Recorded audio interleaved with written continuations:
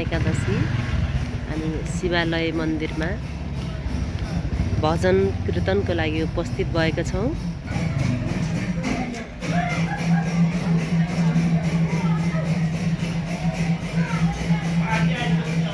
यहाँ अनौठो अलौकिक मन्दिर छन्।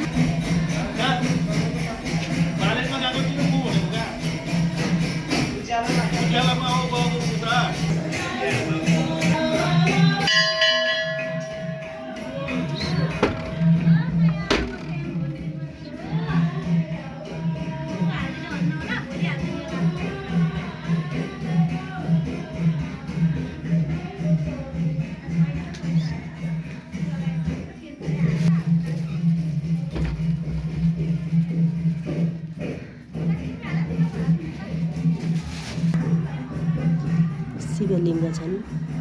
ल ल रातो त गयो नि।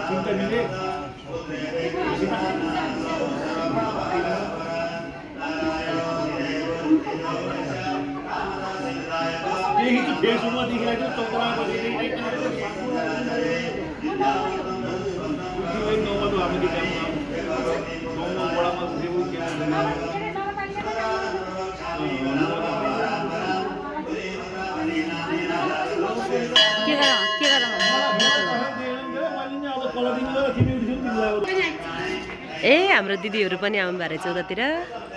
ल वेलकम छ हजुरहरूलाई।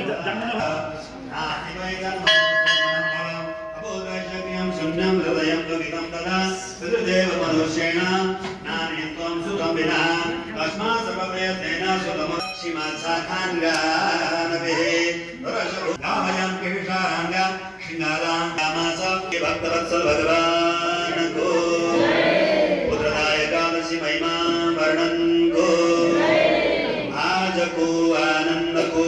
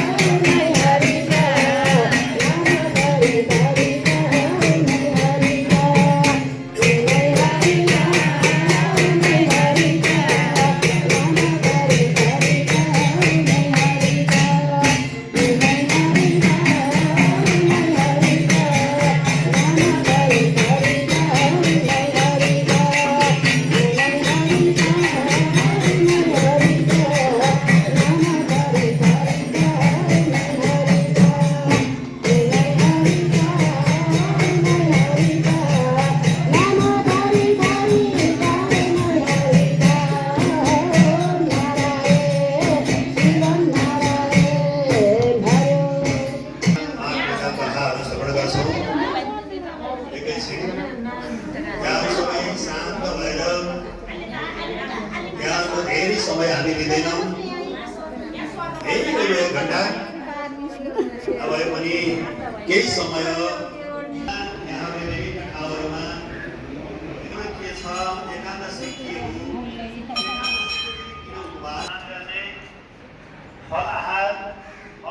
सर हजुरलाई नमस्कार छ। अनि हजुर चाहिँ यो मन्दिरको अध्यक्ष हुनुहुन्छ होइन शिवालय? ए हजुर, हस् हजुरलाई पनि नमस्कार।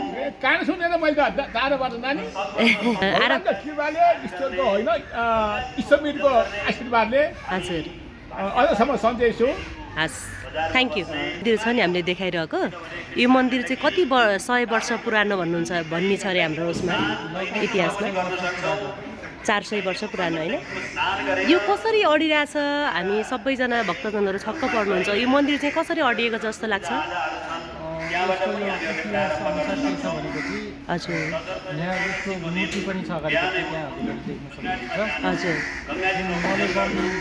राजा पहिला यो 24 राजा 2224 राजाको पालामा हजुर आफ्नो दाजुले आफ्नो भाइको हत्या गरिसकेपछि उनलाई खाना खाने बेलामा जस्तो ठोस पदार्थ खाँदाखेरि ढुङ्गा माटो हुने, हजुर त्यो तरल पदार्थ खाँदा रगत हुने, हजुर त्यो भइसकेपछि उनले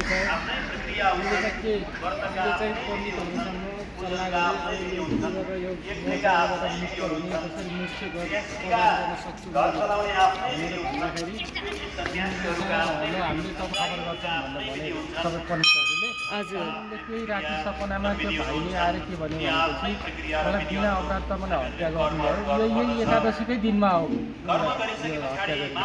हजुर मलाई चाहिँ एउटा शिव मन्दिर बनाइदिनुहोस्, म यो शिवको भक्त भएको भएर र त्यहाँ मेरो चाहिँ मुकुट लगाएर त्यो शिवलिङ्गको तल स्थापना गरिदिनुहोस्। म चाहिँ त्यो मन्दिर बनिसकेपछि वर र पिपल भएर म उम्रनेछु र मैले जलधारी गर्नेछु भनेर भन्नुभयो। अनि त्यहाँबाट उहाँले यो मन्दिर बनाइदिइसकेपछि उहाँको चाहिँ त्यो समस्या हो। पहिला यो चाहिँ वर र पिपल थियो यहाँ। हजुर 2035 सालमा चाहिँ पिपल चाहिँ हजुर हस् धन्यवाद हजुरलाई जानकारीको लागि। मूर्ति पनि छ नि, त्यो मूर्ति देखाउन हिँड्नुभयो हजुर? यो मन्दिरको निर्माणकर्ता मलेबरी राजा भन्ने हजुर त्यही बेलाकै मूर्ति हो यो। हजुर उहाँले नै भद्रीवन शिवालय मन्दिर भन्ने हजुर यसको चाहिँ बागलुङ गुठी छ।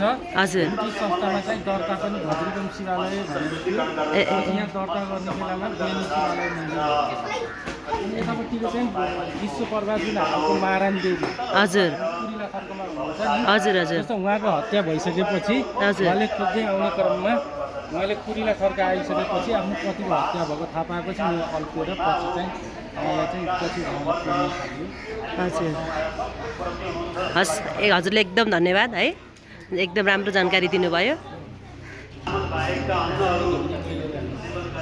शिवालय मन्दिरका निवर्तमान अध्यक्ष श्री विक्रम सरले भन्नुभए जसरी नै यो मन्दिर 400 वर्ष पुरानो इतिहास बोकेको मन्दिर हो। यस मन्दिरमा आज पुत्रता एकादशी परिरहँदा सबैजना भक्तजनहरू आफ्नो आस्था विश्वास र भरोसाको निम्ति मन्दिरमा उपस्थित हुनुहुन्छ। धेरैजना मैले हलभित्र देखाइसकेको छु भने बाँकी बाहिर बसिरहनु भएको छ, किनभने यो चिसो मौसम पनि छ। र उहाँहरू चाहिँ आफ्नो आस्था विश्वासको पूजा प्रार्थना सँगसँगै भक्ति भावले ओतप्रोत अवस्थामा हुनुहुन्छ। 400 वर्ष पुरानो हो यो मन्दिर।